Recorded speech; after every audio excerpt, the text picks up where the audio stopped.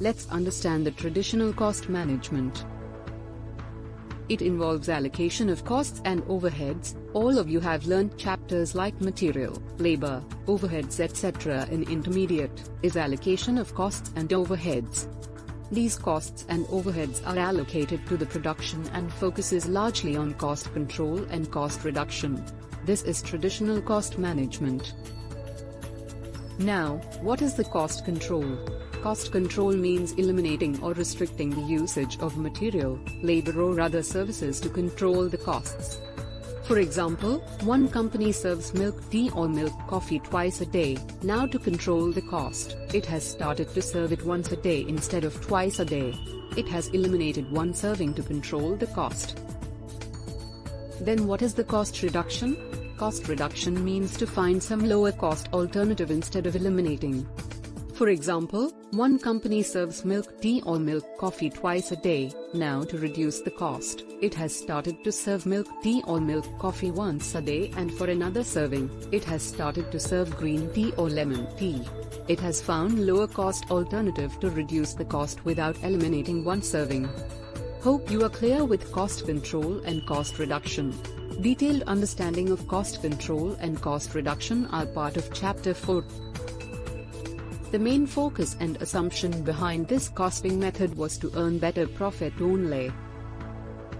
In this method, standard costing and budgetary control are used as methods to compare actual results with standards. It is also known as variance analysis. These chapters were also part of your intermediate curriculum, right? On the basis of variance analysis of past events, corrective actions are taken to ensure future outcomes and to meet standard or budgeted targets. There are few limitations of this method which has been discussed in the next video. Let's discuss the limitations of the traditional cost management. The first limitation is that this system has internal focus and does not look at the external factors of competition, market growth, customer requirement, etc. For example, to reduce the cost, the company has stopped advertising for its profitable products. Ignoring the moves of competitors and market situation may lead to loss-making product.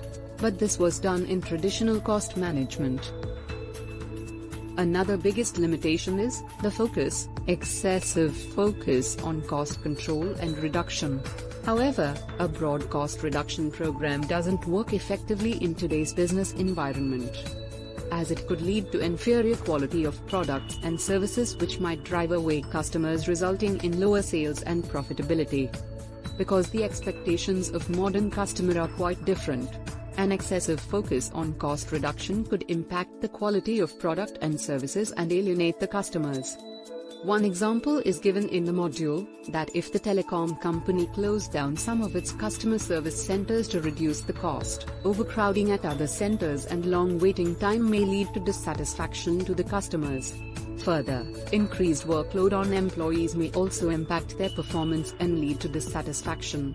This would impact ultimately to the customers and they may leave. This type of cost reduction would not be more beneficial to any organization in this modern business environment. Understood? Traditional cost accounting systems rely on accounting data which can be misleading at times. Financial statements can be a great reporting tool but might not be able to assist in strategic decision making, since it provides past data and ignores dynamics of marketing and economics. In this method, review is very limited, thus one has to improvise exiting processes and activities. For example, one company does not review the condition of machineries frequently, and when they breaks down, the company has to face loss in terms of production time and idle labor time. Or if it wants to fulfill any urgent order, need to improvise the process. Clear? Approach of this method is reactive, which adversely affects credibility of the organization. It focuses on short-term savings like for 3 to 6 months or 1 year, and ignores long-term growth. For example, saving the cost of preventive maintenance is short-term outlook, as when the machinery breaks down, it has to incur higher expenses. Got it? Let's understand the strategic cost management. First, we understand strategy. Strategy is a set of actions taken by managers of a company to increase the company's performance. Simply, set of actions by managers to increase the performance. Strategic cost management means the application of cost management techniques, which are part of your final syllabus. Application of cost management techniques so that they improve the strategic position of business and control costs. Now, what is the strategic position? Strategic position means relative position of business which is different or more valuable than the competitors. And to control costs, cost control and cost reduction can be used but without affecting the quality and considering long-term growth. It helps to operate in an environment with stiff competition, increasing consumer demands for quality products and technology revolution to earn better profits and create value for shareholders. The basic aim of strategic cost management is to help the organization to achieve the sustainable competitive advantage through product differentiation and cost leadership. Now, what is the sustainable competitive advantage? Sustainable competitive advantage means favorable or superior position of business for long term over the competitors. Something which is better than competitors for long term. It can be achieved with the help of product differentiation. That means superior innovation or superior quality or superior customer responsiveness. And classic example is the Apple. Sustainable competitive advantage can be achieved with the help of cost leadership too. That means lowering the cost of material, labor or other services to earn higher profits or to charge lesser price than the competitors to penetrate the market without affecting the quality. And classic example is the Parle-G biscuits. Video Part 14 and Part 15 of this chapter would cover detailed explanations of product differentiation and cost leadership. Strategic cost management needs to include all aspects of the production, purchase, design, manufacturing, delivery and service. It is important that it is involved at early stages of a product development cycle to avoid heavy costs of failure. Let's understand phases of strategic management. Formulation of strategies is the first step of the process. Generally, strategies are formulated by the top-level management according to the requirements and objectives of the organization. After formulating strategies, it shall be communicated to all the levels of the organization before its implementation. After communication of strategies, strategies shall be implemented. To implement those strategies, the organization should develop and carry out tactics, methods etc. for its successful implementation. Implemented strategies shall be monitored frequently. To evaluate the implanted strategies, the organization should develop and implement controls. It will help to monitor whether the objectives behind this strategy are achieved or not. This is all about 4 phases of strategic management. Is there any necessity of strategic cost management? Absolutely, so let's understand. One of the necessities is, it is cost analysis in a broader context where the strategic elements become more explicit, that means clearer and in detail and formal, which will strengthen the strategic position of the company. And improvement in strategic position is the significant part of strategic cost management. The next one is the cost data is analyzed and used strategically to develop alternate measures to gaining sustainable competitive advantages. And sustainable competitive advantage is the basic aim of strategic cost management. Strategic cost management gives a clear understanding of the company's cost structure in search of sustainable competitive advantage. Strategic cost management is the managerial use of cost information explicitly directed to the 4 stages of strategic management: formulation, communication, implementation and control. Cost information are used in all these stages, make it more meaningful. For detailed understanding of these 4 stages, refer video part 4 of this chapter. Strategic cost management helps in overall recognition of cost relationships among the activities in the value chain. Value chain means chain of activities or processes which adds value to the final product or service of the organization. It helps in overall recognition of cost relationships among the activities in the value chain and the process of managing these relationships to the company's competitive advantage. Competitive advantage can be achieved with the help of product differentiation and cost leadership. To understand the terminologies like strategic position, sustainable competitive advantage, product differentiation, cost leadership, etc., refer video part 3 of this chapter only. Let's discuss the difference between traditional cost management and strategic cost management. Traditional cost management is about short-term outlook, while strategic cost management is about long-term. Traditional cost management focuses on cost reduction for temporary period, ignoring long-term growth, while strategic cost management focuses on long-term value creation for all the stakeholders. Traditional cost management focuses only on internal factors, ignoring external factors like market growth, competition, and customer requirements, while strategic cost management focuses on both internal as well as external. Before understanding the difference, we need to understand the cost driver. Cost driver is the direct cause of a cost and its effect on the total cost incurred. For example, area occupied can be the cost driver for rent expenses. Now, in the traditional cost management system, cost driver is based on volume of the product. While in the strategic cost management, each value activity has a separate cost driver. For detailed understanding of the cost driver concept, refer video part 8 of this chapter. Objectives of the traditional cost management include scorekeeping, attention directing, and problem solving.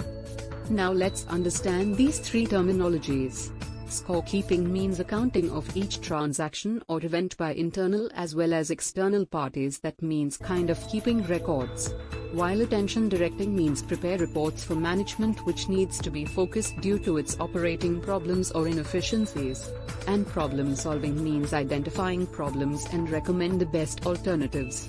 Thus, traditional cost management focuses on keeping records, focus on significant problems and provide solution for the same by scorekeeping, attention directing and problem solving respectively. While objective of strategic cost management is cost leadership and product differentiation. Cost leadership means lowering the cost of material, labor or other services to earn higher profits or to charge lesser price than the competitors to penetrate the market without affecting the quality. And product differentiation, that means superior innovation or superior quality or superior customer responsiveness. Video part 14 and part 15 of this chapter would cover detailed explanations of product differentiation and cost leadership. Understood? Cost reduction is the primary objective of the traditional cost management. While in the strategic cost management's primary objective is the cost containment along with cost reduction and value improvement. Cost reduction means to find some lower cost alternative instead of eliminating any activity. While the cost containment means the business practice of maintaining expense levels to prevent unnecessary spending or thoughtfully reducing expenses to improve profitability without affecting long-term growth. This concept is broader and more helpful in today's environment. Approach of the traditional cost management is risk-averse, that means not to take risk to avoid loss over making gain. While the approach of strategic cost management is risk-taking and ability to adapt itself with changing environment. Nowadays, famous dialogue from web series Scam 1992, Risk hai to ishq hai, is very true in the today's environment. One has to take risk with thinking about environment and other related factors to get the benefits and to do something different. Got it? Hey guys, let's understand the strategic positioning analysis as one of the components of a strategic cost management. Before understanding the strategic positioning analysis, I want to tell you a story. Actually, I am having a hotel in one of the town in the Gujarat. Town is kind of a tourist place, but having less number of hotels. Our hotel is one of the biggest in the town, so you can come and visit the hotel and increase myself. Recently, one of the inspection had been carried out of all the hotels of the town by local touring development association. They had rated and ranked the hotels of a town according to their services and facilities.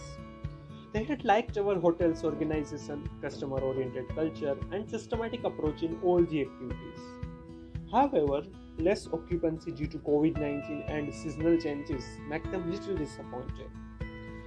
They had liked our banquet hall and occupancy of it, as it was smaller than others in town but highly occupied in COVID-19 situation as small gatherings and events had been organized. They had liked our food quality, taste, varieties of food, and staff's behavior and politeness and infrastructure, and they had given us a second rank in the list of hotels of the town. Got it? Strategic positioning analysis is a company's relative position within its industry matters for performance. Simply, where company stands matters a lot.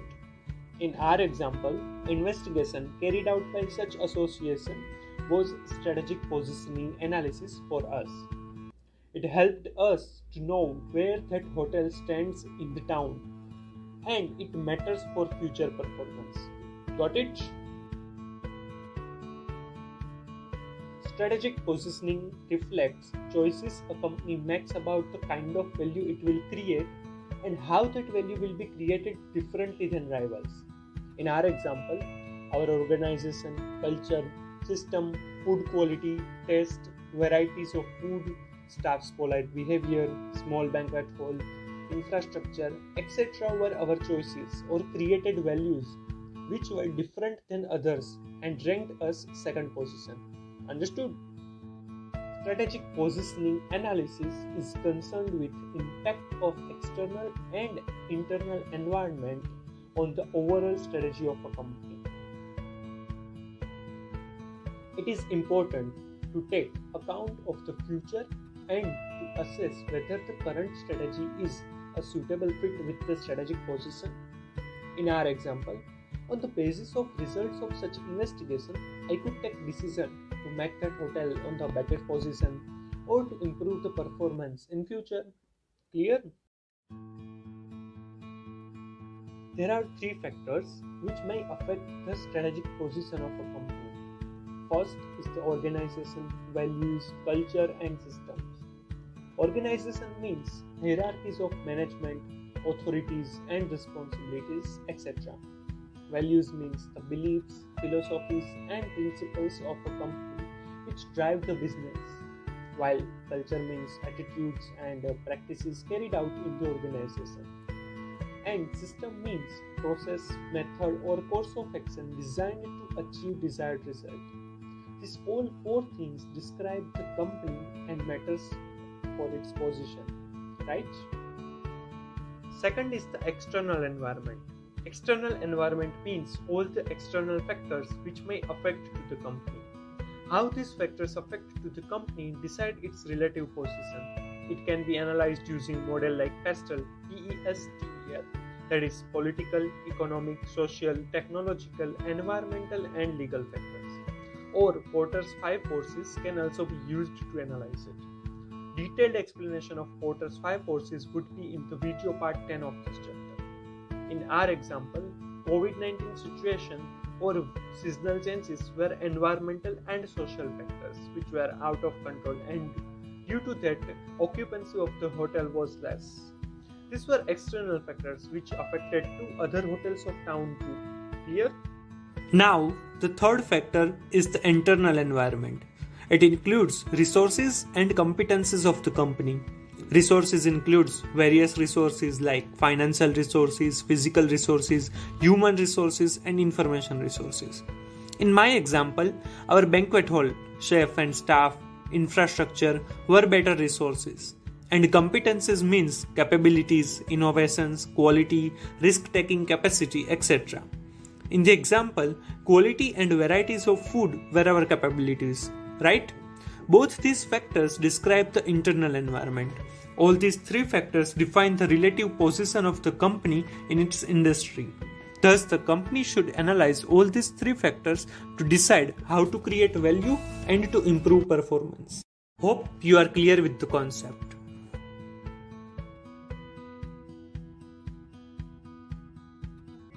Hey guys, let's understand the cost driver analysis as one of the components of a strategic cost management.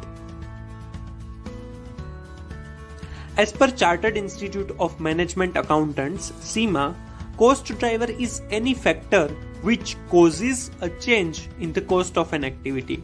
Simply, factors which increase or decrease the cost is the cost driver. For example, area occupied is the cost driver for rent or power units consumed for electricity expense. Understood? In traditional cost management, cost driver is based on volume or output. However, in strategic analysis, volume is not the most appropriate way to explain cost. It is more relevant to explain cost based on strategic choices and executional skills. All cost drivers might not be important at all times, thus it should be considered accordingly. A company must focus on those cost drivers which is of a strategic importance. Thus, in the strategic cost management, cost driver concept is explained in two broad ways, namely structural cost drivers and executional cost drivers. So let's first understand the structural cost drivers. Structural cost drivers are the organizational factors which affect the cost of a firm's product in varied ways. The scale and scope of operation of a company will impact the cost. Hence, cost drivers should be decided after considering these various organizational factors. Let's see how these organizational factors affect the cost. A larger scale of operations is likely to give an advantage of economies of scale. Economies of scale means savings in costs gained by an increased level of production. That means higher production let down the cost. Even bulk purchase help to get higher discounts. Simply, when organization works on larger scale, cost can be reduced. Hence, scale of operation matters to cost. The usage of technology and complexity of operations also determine the cost of various activities within a firm. If there is excessive technology in the organization, it may incur higher expenses. Further, complex operations also cause higher expenses. Got it? The experience or learning curve also impacts the cost being incurred by a firm. The experience or learning curve means experience and learning of repetitive work or skills make the person more effective and efficient. It shows that repetitive work requires lesser time by a person as time passing since gaining the experience. Clear? The product development process could be costlier earlier and cheaper in later stages of life cycle. In earlier stages, development and marketing expenses should be incurred to make the product or services known to all. Gradually, expenses would be reduced due to increase in production, experiences, knowledge of market, etc. In these kinds of situations and structural factors, a simple volume-based cost allocation would not be appropriate. In these cases, cost drivers should be selected accordingly and need to be dynamic if needed. Clear? Executional cost drivers are based on firm's operational decision on how the various resources are employed to achieve the goals and objectives. These cost drivers are determined by management style and policy. These are based on execution and operations. For example, the participation of workforce towards continuous improvement, importance of total quality management, efficiency of plant layout, etc. These types of efficiency and improvement in operations may lead to reduce the cost. Hence, this type of execution related cost drivers shall be decided accordingly. Got it? Hey guys, let's understand the value chain analysis as one of the components of the strategic cost management. Before understanding the concept, let's see how any business is run. First of all, few people are appointed as employees, then setup of IT infrastructure according to the requirements of the business. Then employees proceed to procure material and supplies. by placing an order. Materials and supplies are received, stored as needed. Then the main operation is carried out on them. When the final product is ready, it is stored and distributed. Marketing of the product and then selling the same. Then after sale services like installation, replacement, etc. Along with these activities, recording, accounting, other legal compliances are carried out. Various processes and activities are repeated as per the need, and business is running and growing. Simple, right? This is the value chain, as it adds value in the final product or services. It includes whole supply chain, correct? But how to analyze value chain? Let's understand it.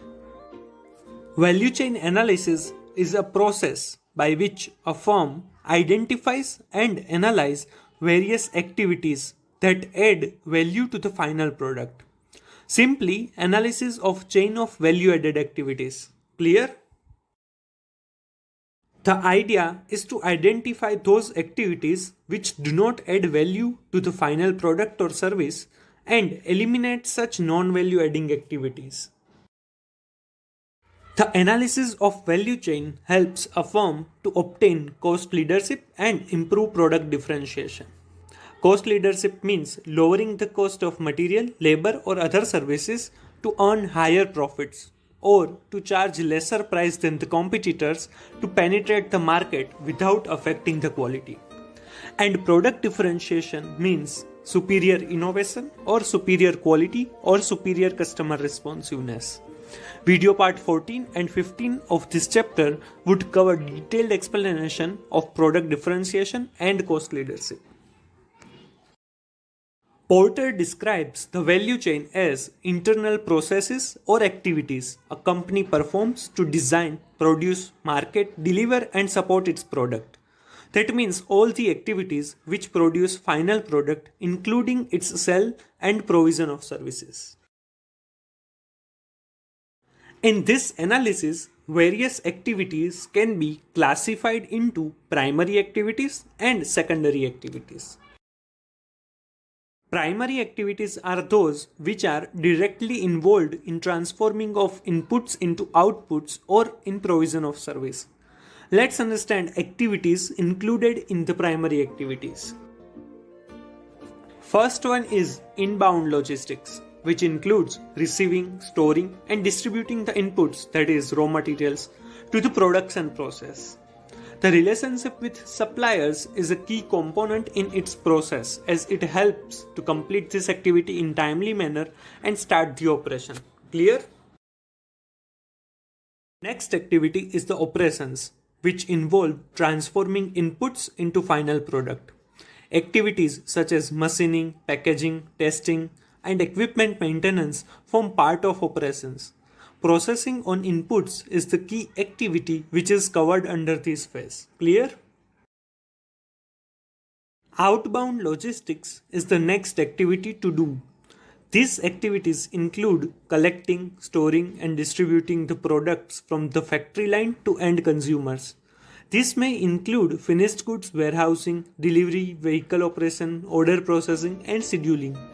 That means logistic activities after the completion of manufacturing or processing.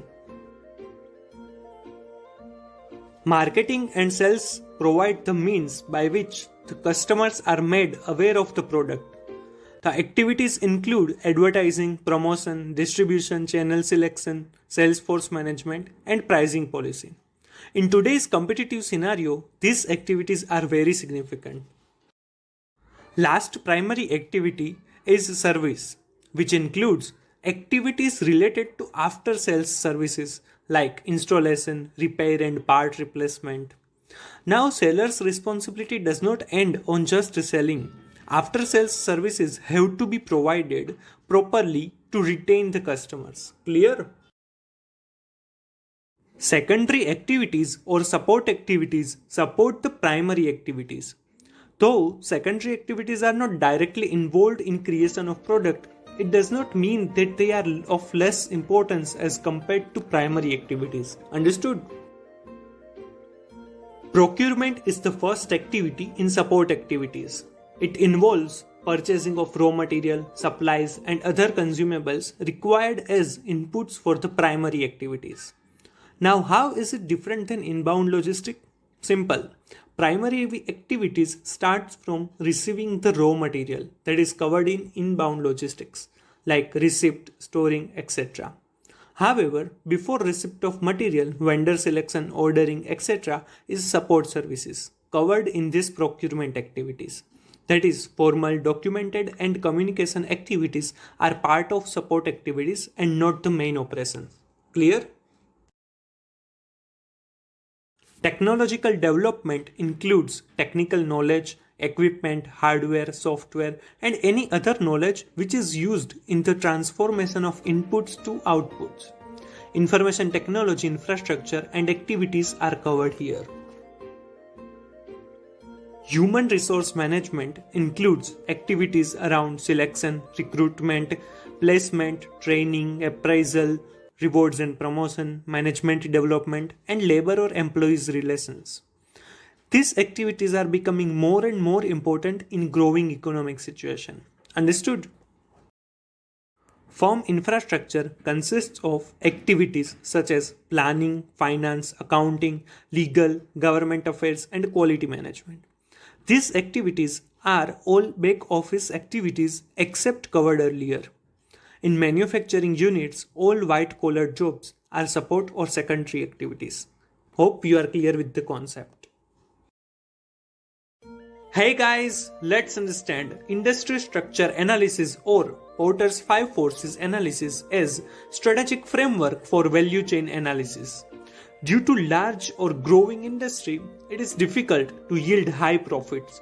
So that Michael Porter has suggested 5 factors which play an important role in profit potential of the firm in the industry.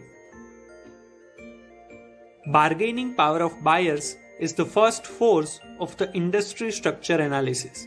It determines the ability of buyer to push the price down. It happens when the buyers are concentrated or when the volume purchased by buyers is very high. Buyers are concentrated means very few buyers buy companies most of the products.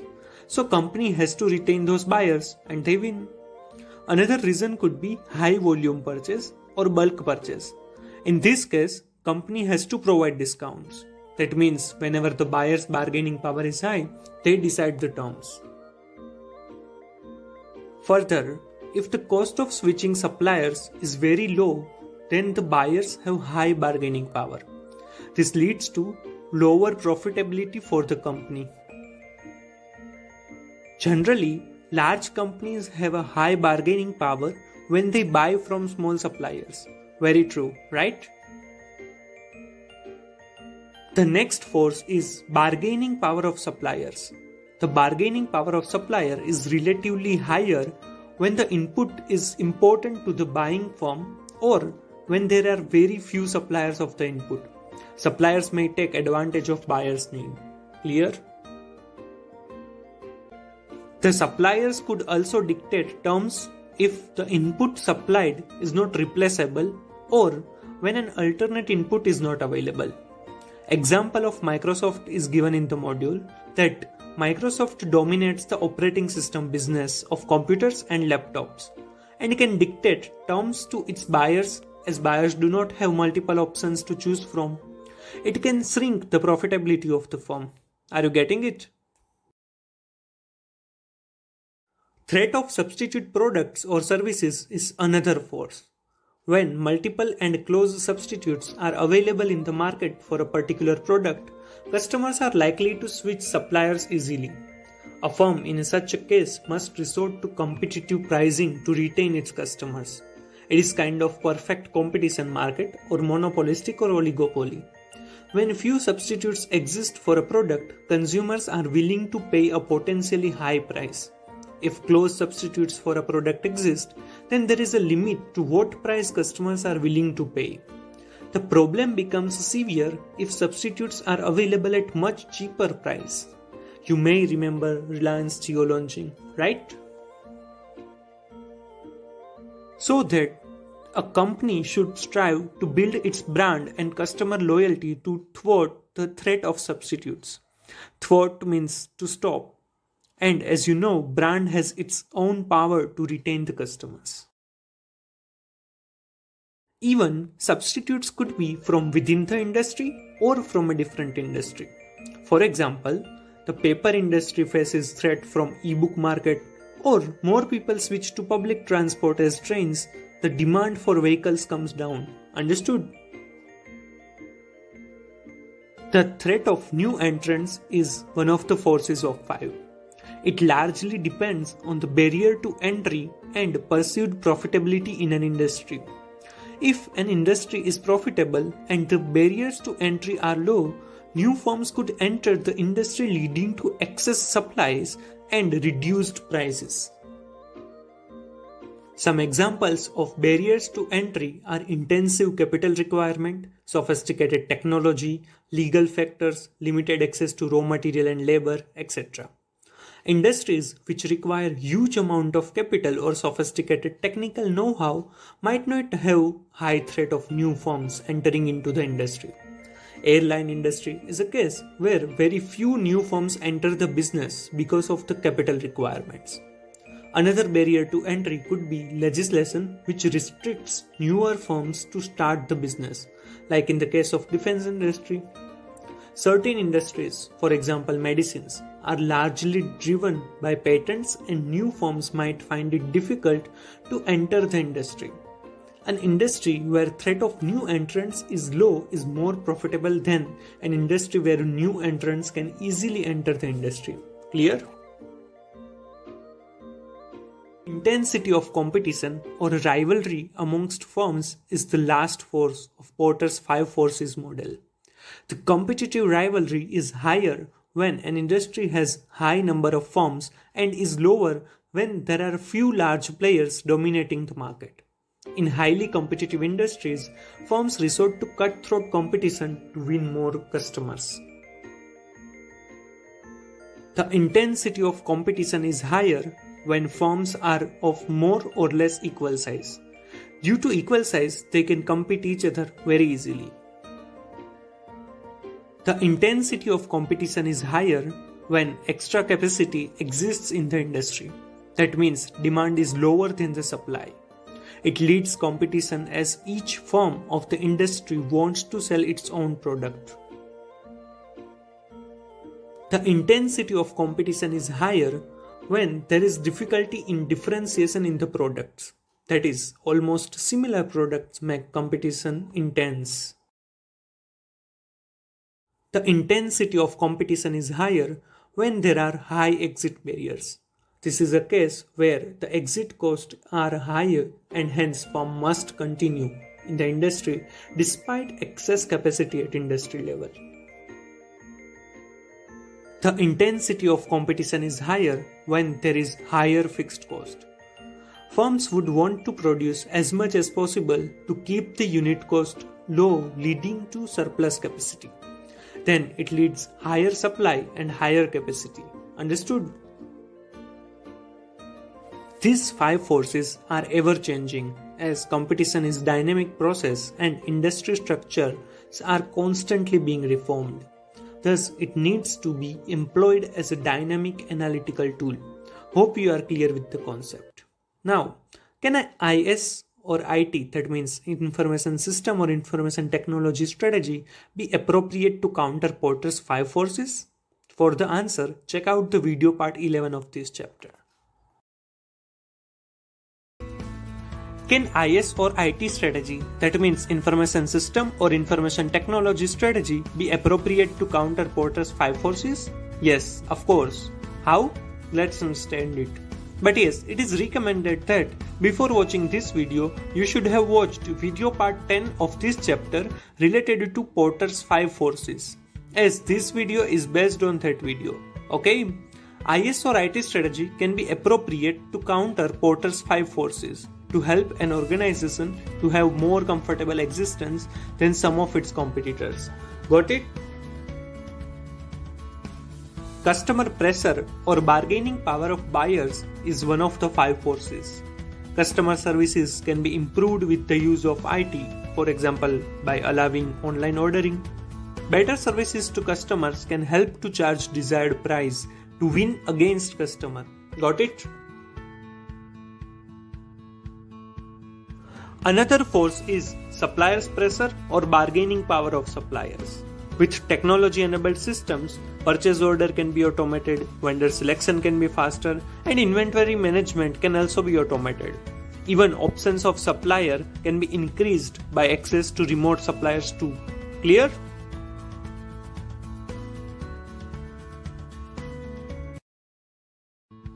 Threat of substitutes. Use of computer-aided design, the organization can manufacture new products with shorter lead time and reduce the threat of substitutes. Got it? Threat of new entrants. High degree of computer networking for cloud computing, constantly update with latest technology, skilled personnel, a heavy investment are barriers to entry. Clear? Rivalry or intensity of competition. Applications of IT can curtail the effects of stiff competition, for example, by building strong network with customers and lowering cost. IT infrastructure can make the organization more efficient and easier to operate. It helps to perform better than competitors, right? In this way, IS or IT can help to counter Porter's 5 forces. Hope you are clear with the concept. Hey guys, let's understand the core competencies analysis as strategic framework for value chain analysis. Core competency is a distinctive or unique skill or technological know-how that creates distinctive customer value.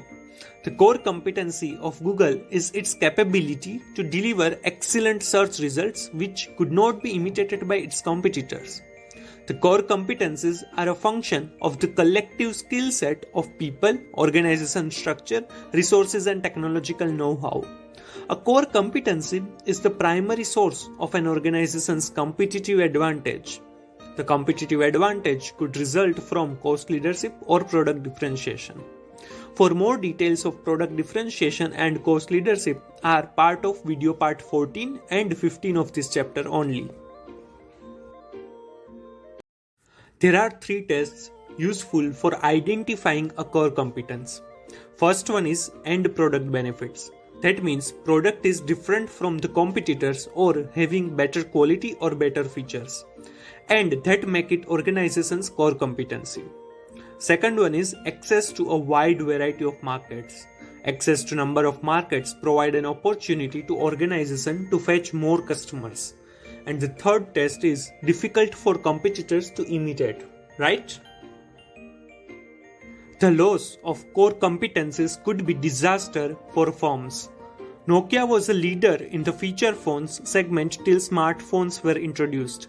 The changing dynamics of industry meant that Nokia lost the top position in mobile phone industry and led to sell off the business to Microsoft. Bajaj Auto, who had core competency in the scooter segment, lost traction when motorbikes were introduced. It is thus important that the firms continuously evolve their core competencies and remain relevant in the ever-changing business environment. Understood? Core competencies stem from 2 sources, namely resources and capabilities. Let's first understand resources. Resources are factors that enable a company to create value for customers. They can be tangible like land, buildings, inventory, machinery, money, etc. Or intangible like employees' skill, brand, patent, technology, etc. The more difficult a resource is to imitate, the more valuable is the resource for the company. The algorithms used by Google to deliver search results are not easily imitated by competitors. Similarly, the secret formula of concentrates used by soft drinks manufacturers like Coca-Cola are hard to copy, right? Capabilities refer to the company's ability to coordinate resources and put them to productive use. Availability of resources by themselves does not guarantee core competency and success. Capabilities stem from organizational structure, processes, and control systems. Applying the value chain approach to core competencies for competitive advantage includes the following steps. First step is validate core competencies in current business. Core competencies must lead to a competitive advantage to the business, and the existence of core competencies be validated continuously, as competency which is better at a time may not be the same after some time. Second step is leverage competencies to the value chains of other existing businesses. A core competency in one segment of business can be used in another existing or new business. An excellent distribution network in one business can be used to launch another product. For example, if a bank has wide network of branches in its banking business, the same network can be used to launch and sell insurance products, right? Third step is to use core competencies to reconfigure the value chains of existing businesses.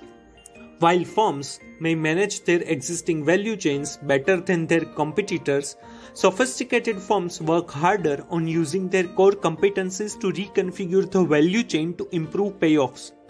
Otherwise, competitors may exploit opportunities. Example of Tetra Pak is given in the module, which has used core competencies to reconfigure the value chain. For filling, it makes container on site using specialized equipment. Even for transportation, refrigerated trucks are not required. For retail display, no need to refrigerate and hence less storage space required, which lowers the storage handling cost. Shelf life is longer comparatively, hence more beneficial to customers. In short, nil wastage in filling and packing, no need to refrigerate, and less space is required. It is cost beneficial to the company, right? Fourth step is to use core competencies to create new value chains.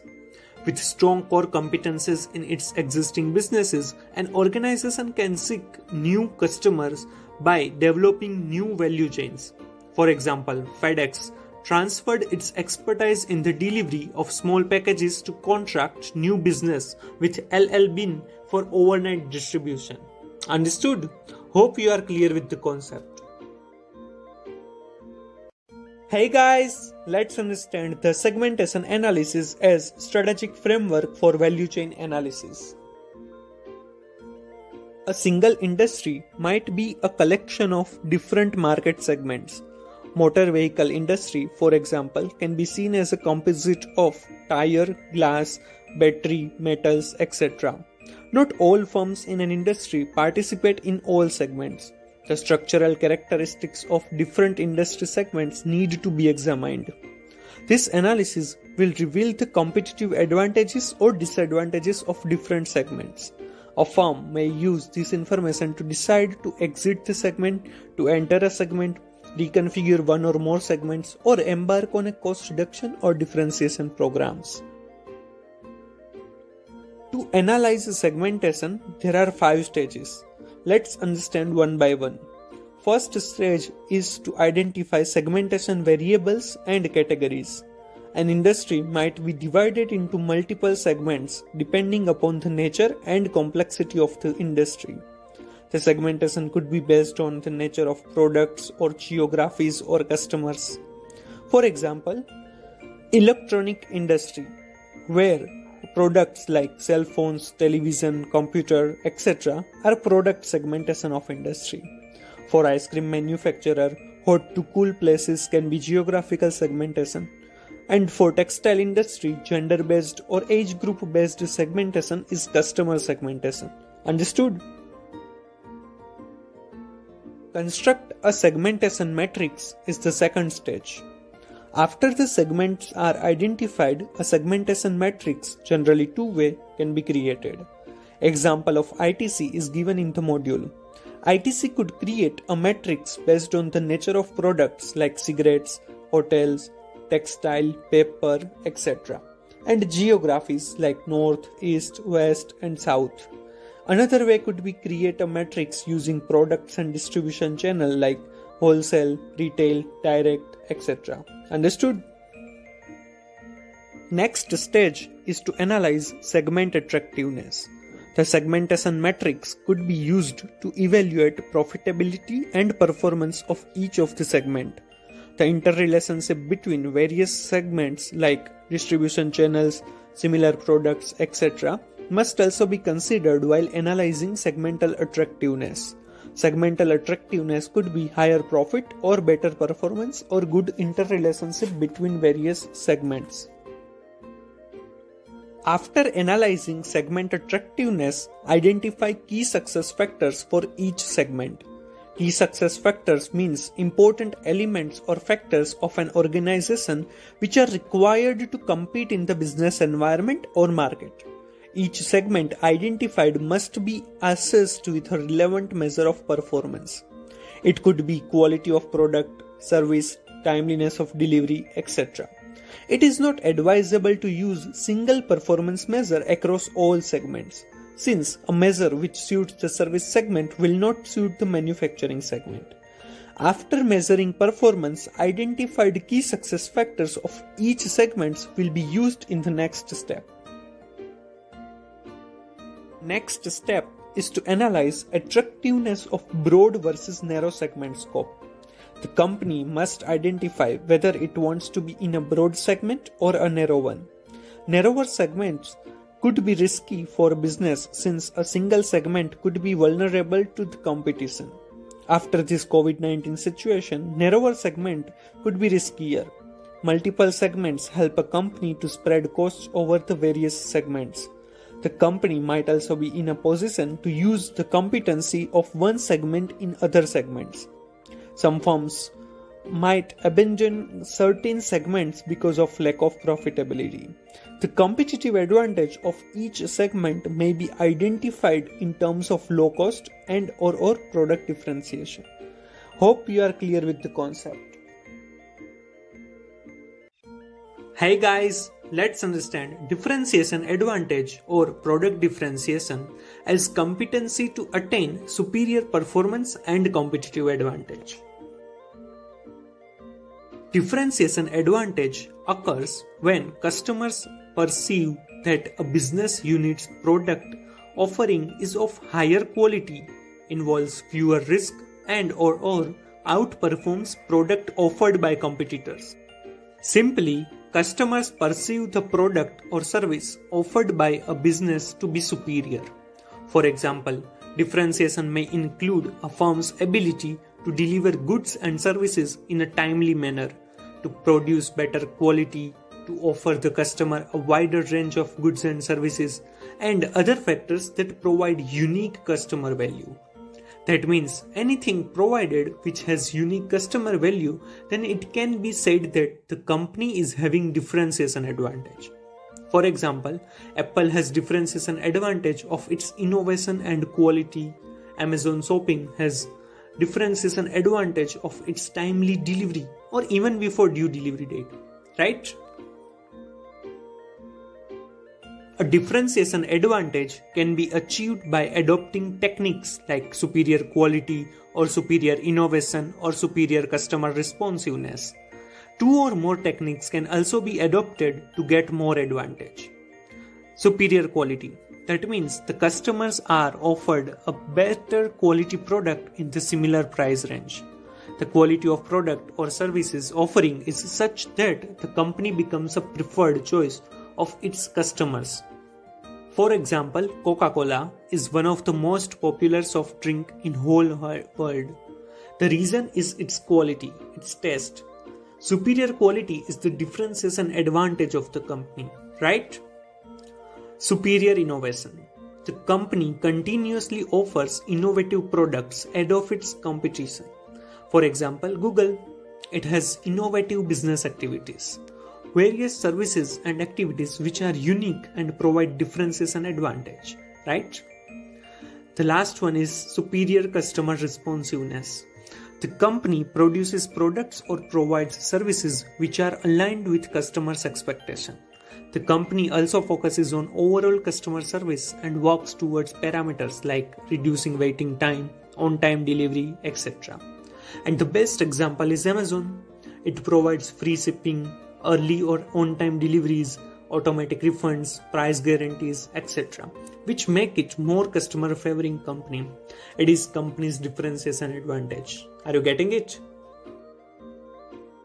Once a company has successfully differentiated its offering, management can take advantage by charging premium prices or below premium prices. The company increased prices until it just offsets the cost of improvement in customer benefits. It would be premium prices. Thus, current market share can be maintained. Apple charges premium prices and even customers pay for its superior innovation and superior quality. The company can charge price below the full premium level in order to build market share. Amazon charges lower prices with its superior customer responsiveness and builds the market share. Even Coca-Cola charges similar prices to competitors for its superior quality and covering the market. Clear? Differentiation advantage can be achieved by producing products which are superior to competitors by virtue of design, know-how, performance, etc. Offering superior after-sales services by outstanding distribution, expanding the product range, superior packaging of the product, making brand strength, etc. Hope you are clear with the concept. Hey guys, let's understand low cost advantage or cost leadership as competency to attain superior performance and competitive advantage. A firm enjoys a relative cost advantage if its total costs are lower than those of its competitors. This relative cost advantage enables a business to do one of the following. First one is charge a lower price than its competitors for its product or services in order to gain market share and still maintain current profitability, or match with the price of competing products or services and increase its profitability. Clear? A company must choose a strategy in which it can lower its cost and thereby gain a competitive advantage. Many sources of cost advantage exist, like access to low-cost raw materials, innovative process technology, low-cost access to distribution channels or customers, and superior operating management. A company might also gain a relative cost advantage by exploiting economies of scale in some markets. Economies of scale means savings in cost gained by an increased level of production. McDonald's is one of the most famous examples of the company enjoy low cost advantage. Their training program to take benefit of learning curve, rapid delivery, vertical linkages by having facility to the ingredient mixture, etc. are the reason or strategies to get low cost advantage. Walmart and Amazon are also enjoying low cost advantage. Understood? Low cost advantage or cost leadership have few disadvantages too. One of the disadvantages of this strategy is that competitors might find a way to lower their costs as well. Hence, a company which pursues a cost leadership strategy must continuously improve its cost structure. Another risk associated with cost leadership strategy is that managers might try to lower cost by compromising the quality of products. And degraded quality does not allow any organization to survive or grow in this competitive environment. Got it? Low cost advantage can be achieved with the help of few strategies. So let's understand them. Reduce cost by copying rather than creating designs, using cheaper materials and other cheaper resources, reducing labor cost and increasing labor productivity, or attaining economies of scale by high volume sales, use high volume purchasing to get discounts for bulk purchase, locating in areas where cost advantage exists or government support is possible, gaining learning and experience curve benefit, etc. Hope you are clear with the concept. Hey guys, let's understand the competitive advantage in the internal cost analysis using the value chain approach. Organizations can use the value chain analysis to understand the cost of processes and activities and identify the source of profitability. The following steps are generally used to carry out an internal cost analysis. First step is to identify the firm's value creating processes. Traditionally, business organize themselves into various cost, revenue and profit centers. The businesses are also organized on a functional structures with different layers of hierarchy. This type of classification or organization does not help firm to understand the contribution of each activity. The key is to classify activities to understand their true contribution to the firm's competitive advantage. For example, firms might have distinctive advantage in their procurement process or inbound logistics. Clear? Determine the portion of the total cost of product or service attributable to each value creating process. The next step is to trace or assign costs and assets to each value creating process identified. A company might use estimates to assign costs to the value creating activities. The costs of support activities must also be allocated to get a full picture of cost. For example, a new ERP system might reduce the inbound logistic cost with proper inventory management, but would increase the cost on IT front. Unless such costs are identified and allocated, the analysis would not give a clear picture. Many of the processes identified may be instrumental for achieving competitive advantage, right? Identify the cost drivers for each process. The company identifies the factors which drive cost. That means reasons behind occurrence of any cost. A change in cost driver leads to a change in the overall cost. For better understanding of the cost driver concept, watch the video part 8 of this chapter. The next step of internal cost analysis is to identify the factor or cost determinants for each value creating process. Once the factors driving cost are identified, business can assign priority in its cost management activities. Management accounting systems may not reveal the causes or factors for the significant individual cost. The use of a single output or volume measures to assign cost can also be misleading at times.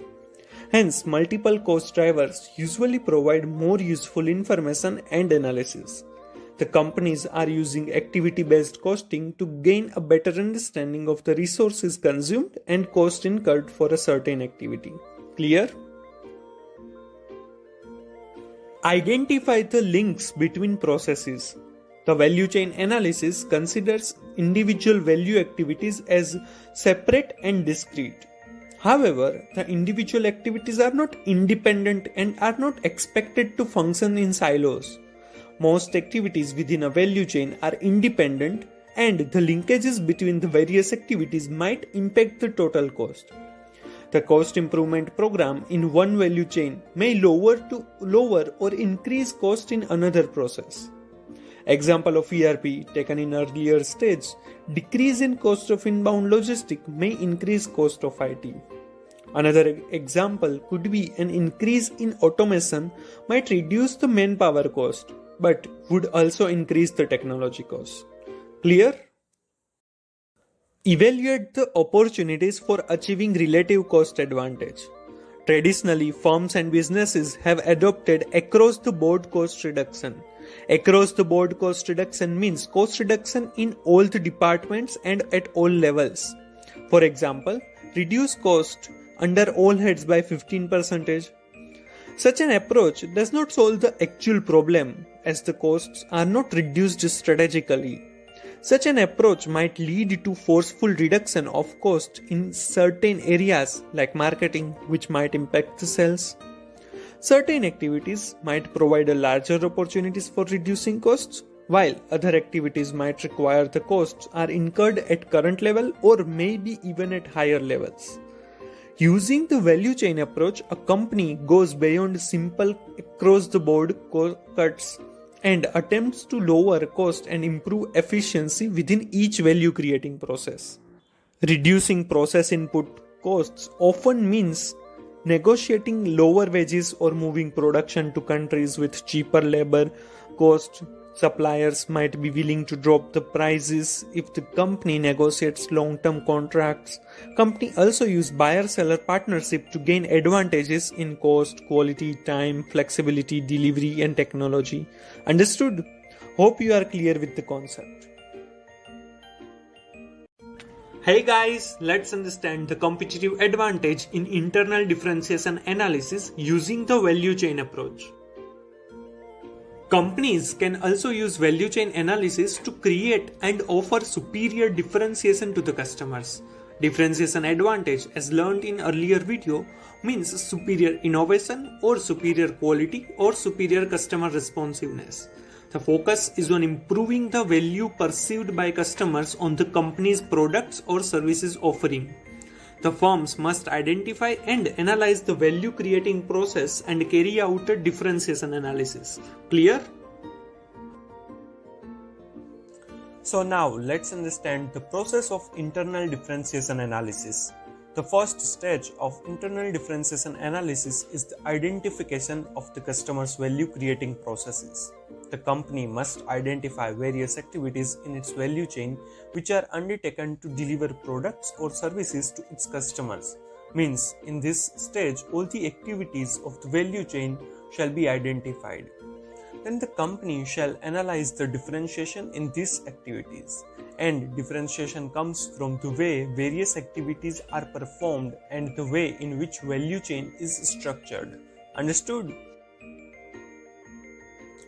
After identifying customers' value creating processes, second stage is the evaluation of differentiation strategies for enhancing customer value shall be proceeded.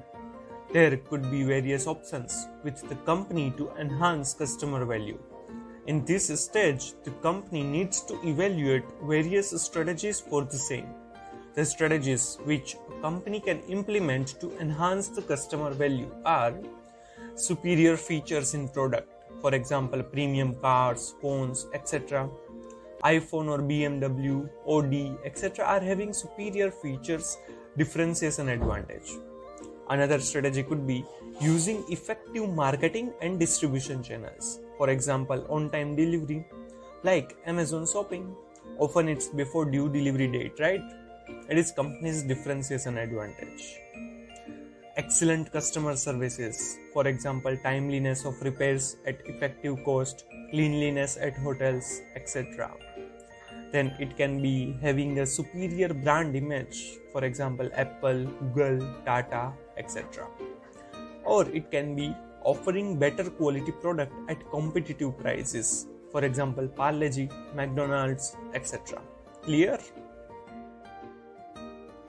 After evaluating various strategies, last stage of this process is to determine the best sustainable differentiation strategies. The activities which could enhance differentiation must be identified. A company must identify those strategies which could create sustainable product or service differentiation. From the earlier stage, the most sustainable strategy for the company shall be identified and selected. The selection of strategy must be according to the availability of resources. All other relevant factors shall be identified and analyzed before determining the strategy. Hope you are clear with the concept. Guys, let's understand the competitive advantage in vertical linkage analysis using the value chain approach. A company generates competitive advantage not only through linkages of internal processes within a firm, but also through linkages between a firm's value chain and that of suppliers or users. Value chain analysis, which is learned in the earlier video, includes linkages of internal processes, while vertical linkage analysis focuses on analyzing linkages between a firm's value chain that includes all upstream and downstream activities throughout the industry. The analysis encompasses activities beginning at source of raw material and ending at the final delivery of products to the customers. A company might not carry out all activities in the entire value chain of an industry. Hence, it might not be in position to obtain information relating to costs and revenues for each process being carried out in the industry. However, such information is necessary for a firm to carry out a vertical linkage analysis. A company must identify the cost drivers for each of the process in the value chain of the industry, as done in the case of the internal value chain analysis. A company must identify and evaluate the opportunities for sustainable competitive advantages after carrying out an industry value chain analysis. In another case, a company could identify that there is virtually no competition in a particular process of the value chain. In such a case, it is less likely that the company might get a competitive price for the components it purchases. That can be competitive disadvantage for the company. In that case, the company has to rethink about it and try to make that situation into the competitive advantage. Got it? Example of car manufacturer company is given in the module. A company manufactures cars using various components like chassis, steering wheel, tires, axles, etc. The company does not manufacture all the components in-house and are purchased from third-party suppliers. The company focuses on assembly line, which is its core competency. However, certain parts which are critical to the car are manufactured in-house. This is a strategic choice to gain a competitive advantage. Now, if there is only a single battery manufacturer, the car company might end up paying higher price. Such a situation could lead to a competitive disadvantage. A company might also carry out negotiations with its suppliers after an analysis of industry value chain. This generally happens when the company observes that certain section of value chain is charging excessive margin. Hope you are clear with the concept, right? Hey guys, in this video we are going to learn what is the vision, mission and objectives and their relationship with the strategic cost management. So let's understand vision, mission and objectives and strategic cost management. A company's vision is what the company would like to achieve. What company wants is vision. A vision statement must be challenging and generally states an ambitious future.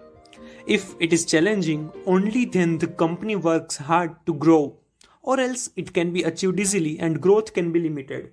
A good vision statement must motivate employees and managers to work towards the common organization goals. Ultimately, it would help to achieve ambitions of the company and lead to growth.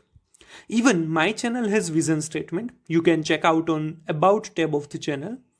Vision of my channel is being at the edge of creative teaching to grow and prosper along with learners. Understood? A company's mission statement is a statement of the company's reason to be. It seeks to answer the question, why does the company exist? Why this company exists and what it wants to do are the parts of its mission statement. It might also include a statement of organization value and major goals. A company's mission statement must be customer focused and not product focused, as the customer is the king and they are reason of existence and growth of the company. Practical scenario of Mr. Satya Nadella, CEO of Microsoft, is given in the module. Mr. Satya Nadella has expressed his disappointment with the mission statement of Microsoft set by Mr. Bill Gates years ago, which was to put a computer on every desk and in every home. According to Mr. Satya Nadella, this mission statement had some limitations. This mission statement had finite goals which the company has achieved now. To drive the company forward and force it to innovate beyond the traditional statement, Mr. Satya Nadella proposed a new mission statement to empower every person and every organization on the planet to achieve more. Previous mission statement was focused on product, computer, but in today's world, the computer has compacted to laptop, iPad or smartphones. Mr. Satya Nadella changed the focus of mission statement from product focus to customer focus. Are you getting it? Even my channel has mission statement to guide learners to the path of success with easy, sound and profound learning. Clear? Mission statement of organization, purpose and helps to address the following questions. First one is, what kind of products or services will the company offer? Products or services are the operations of the company on which it is working. Second is the what type of customers does the company seek to target?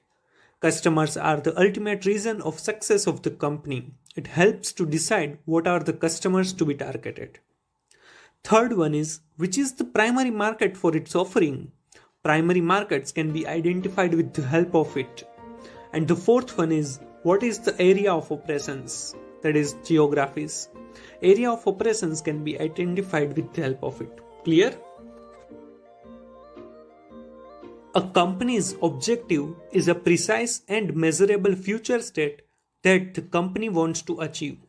The purpose of objective statement is to specify what needs to be done in order to attain the company's mission or vision. My channel's current objective is to upload short concept-wise videos of each concept of CA Final Paper 5, Strategic Cost Management and Performance Evaluation to achieve the mission and vision of the channel. Got it? The fundamental purpose of strategic planning and management is to align the vision and mission statements. A company's strategy is directed towards achieving a sustained competitive advantage. As discussed in earlier videos, a sustainable competitive advantage is achieved by product differentiation and cost leadership, and both of them are part of strategic cost management. And strategic cost management is hence closely linked to the vision, mission, and objectives of the company. So hope you are clear with the concept. Hey guys, let's understand value shop model or service value chain. Wait, value shop model? Is it different than value chain analysis? Value chain is for services too, right? Then what is service value chain? Calm down.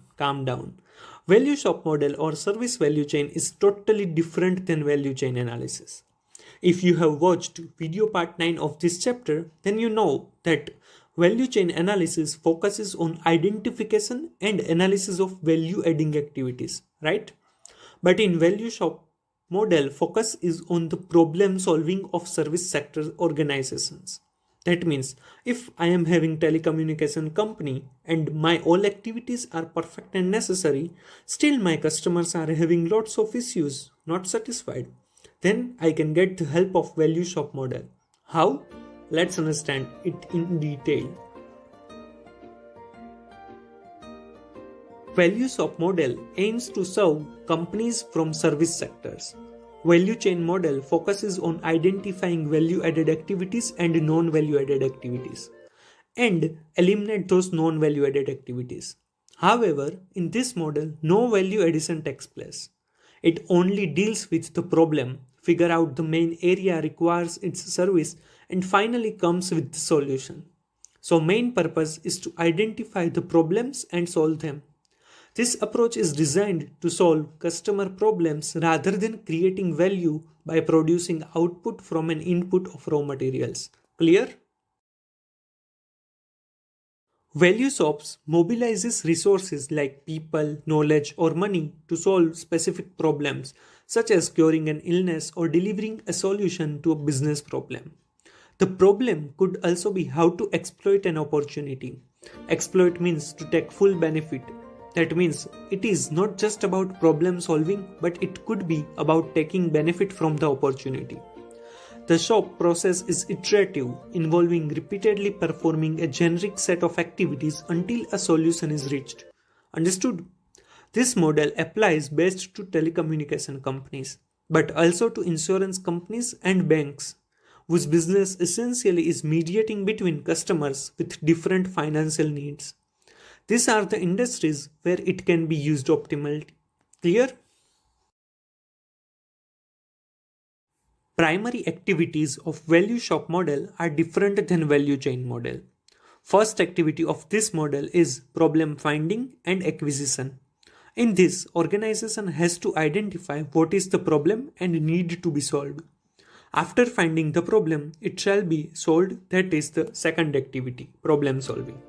For that, different alternatives shall be identified.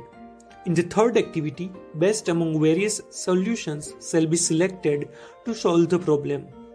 Choice of solutions should be done deliberately to get maximum advantage. For that, various analyses should be done. After the choice of solution, it shall be implemented or executed in the fourth activity, that is execution.